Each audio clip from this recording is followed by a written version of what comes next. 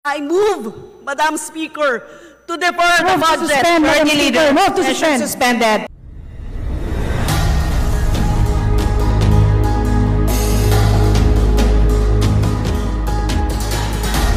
Buhay at kamatayan ang nangyayari sa mga mamamayan natin. Huwag naman kayong ganyan. Lalo na kung saksi tayo sa mga ganon. In fact, mag-i-interpolate ako noon, Madam Speaker.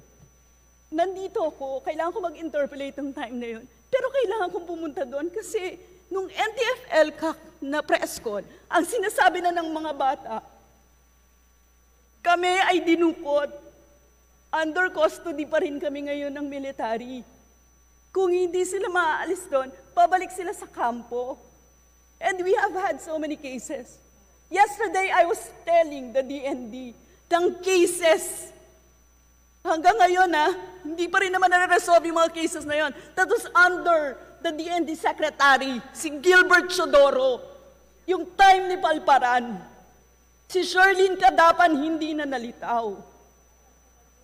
Madam Speaker, si isang kasama niya, isa pa, si Empeño, those two, during that time, hindi pa nalilitaw hanggang ngayon. We have 72 cases of desaparecidos, Madam Speaker. So, Madam Speaker, hindi natin ito mariresolve ng mga pagsagot na, we will be impartial, etc., etc. Anong hustisya meron tayo dito, Madam Speaker, kung ganito? Madam Speaker, I have so many questions on the DOJ, Madam Speaker.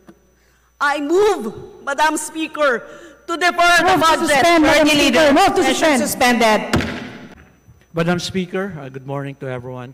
As allowed under our rules, the minority members are requesting for a second round of questioning, given the fact that there are many issues and concerns that need to be addressed and heard by the public. Majority Leader. We have no objection, Madam Speaker. Thank you, Madam Speaker. Thank you to the Majority Leader. Thank you. Majority Leader. Madam Speaker, I now move that we recognize the Honorable Raul Manuel of Kabataan Party List for his interpellation. The Honorable Raul Manuel is recognized. Thank you, Madam Speaker. Would the good sponsor yield to a few questions? Yes, Madam Speaker. Thank you, Madam Speaker.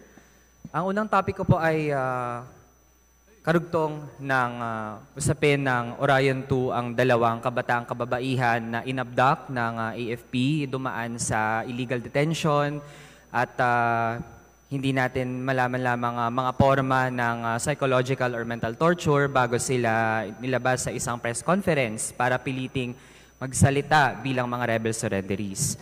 Madam Speaker, gusto ko po munang sagutin with all due respect ang ilan sa mga punto na binanggit ng ating buting sponsor. Madam Speaker, ang narratives po dito ay hindi narratives between the AFP and some NGOs. Ang narrative po dito ay narrative ng AFP na kasinungalingan laban sa narrative mismo ng mga biktima ng AFP, Madam Speaker. Madam Speaker, alin ba ang mas may bigat?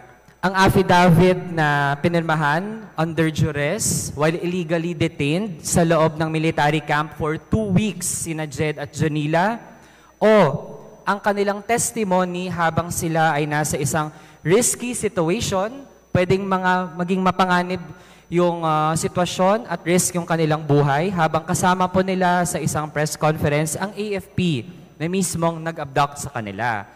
Madam Speaker, to proceed to my question, nabanggit po ng PAO na baka may kinakatakutan ang dalawang kabataan.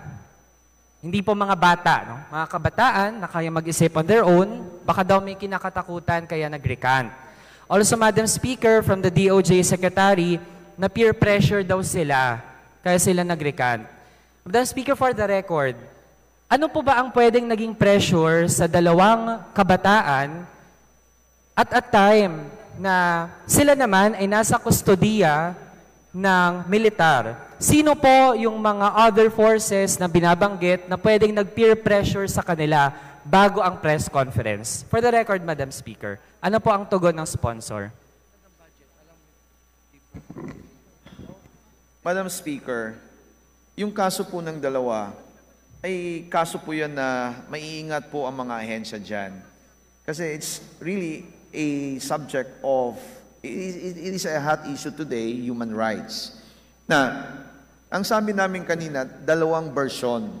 Madam Speaker, the sponsor is not answering the question. I'm asking, ano po ang mga pwedeng pamamaraan na peer pressure po ang dalawa habang nasa kustodiya sila ng militar? Alam mo po, yung nandun pa, Madam Speaker, I should not agree on the statement na andun sa kustodiya. Kasi ang... Madam Speaker, kanina mismo nabanggit po ng sponsor na all this time nasa kustodiya po ng AFP yung dalawa bago sila nilabas sa press conference. So we have to be consistent, Madam Speaker.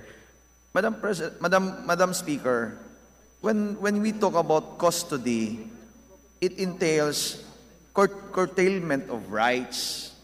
Yung naman ang sinabi natin kanina, dalawang version yan. Kasi pag sumuko sila, there is no custody to talk about. Madam Speaker, again, hindi po nasasagot yung tanong. Move I to am suspend, asking, Madam Speaker. Majority Leader.